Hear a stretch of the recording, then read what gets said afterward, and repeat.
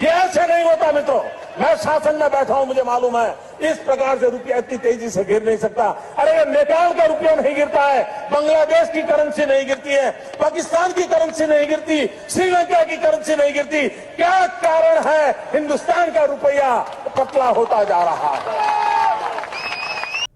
मित्रों, 56 इंचाच्या माणसाला सत्तेमध्ये आणायची वेळ झाली आहे. माझी नरेंद्र मोदी साहेबांना विनंती आहे, तुम्ही आता गुजरातचं सीएम पद सोडून द्या आणि तुम्ही आता भारताचे पंतप्रधान बना.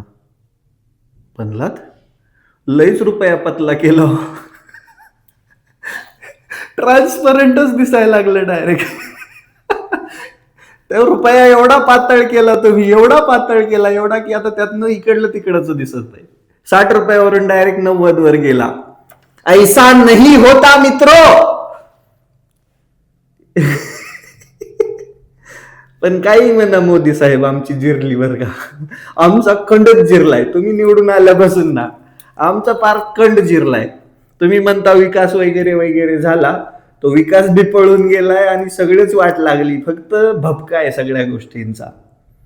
ज्या दिवशी हा छातीचा फुगा फुटेल ना तुमच्या 56 इंच छातीचा, त्या दिवशी तुम्हाला पण पळावं लागेल साहेब.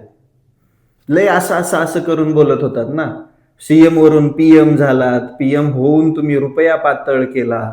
ज्या रुपयाच्या नावाने 2014 मध्ये तुम्ही एवढं चुना लावून बोंबलत होतात, पेट्रोलचे भाव वाढले म्हणून चुना लावून बोंबलत होता, तुम्हाला लाज कशी वाटत नाही? तुमच्याकडून काहीच कमी करता आलं नाही, काहीच झालं नाही या देशात, कुठेच काही बदल झाला नाही. जे रस्ते खांदून ठेवले ती जनता अजून धुळच खाते. कुठं विकास नाही झालेला, फक्त म्हणायच्या गोष्टी आहेत, फक्त थोतांड आहे, थोतांड. आता तुम्ही म्हणाल तुझ्याकडे, बाबांनो कष्ट केलंय, विकत घेताना मेहनतीनं आणि एक्स्ट्रा पैसे देऊनच घेतलंय. रोज पेट्रोल गाडीमध्ये भरतो, जास्त पैसे भरूनच घेतो, टॅक्स भरतो दरवर्षी, कंपनीचा बी भरतो, वैयक्तिक बी भरतो. त्या टॅक्सच्या पैशांवरती हे भिकारचोट नेते मंडळी मजा मारताय आणि सामान्य जनता एअरपोर्ट वरती पण आंदोलन करायला लागली. आता फक्त राहिलंय कुठं माहिती आहे? आता पण काही म्हणा, मोदी साहेब जिरली बर का आमची. धन्यवाद. जिरली, आमचा खंडच जिरलाय. धन्यवाद. पतला झाला रुपया, 90 रुपयावर गेला.